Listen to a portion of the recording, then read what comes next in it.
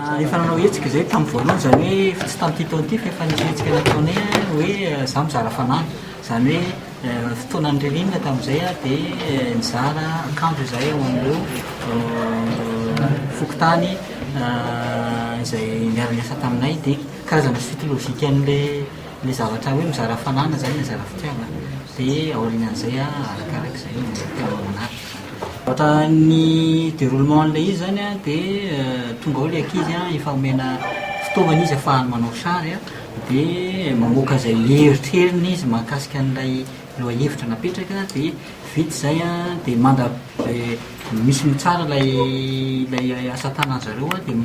mandrapivoaka ny valina dia misy fanentana nataon'ireo ONG sy association maro samihafa ho an'ny mahakasika ny fanajana ny tontolo iainana, mahakasika ny fikajiana ny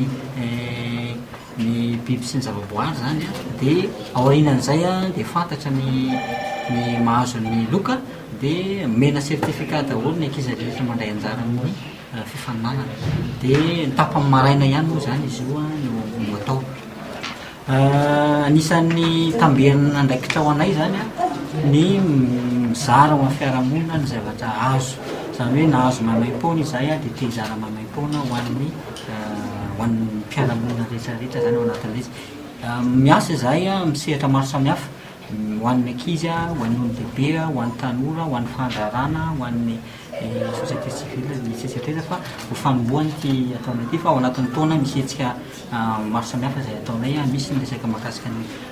business mihitsy ny ohatra fanampiana an'ireo tanora izay misehatra ny fandrarana misy programme maro samihafa zany zay.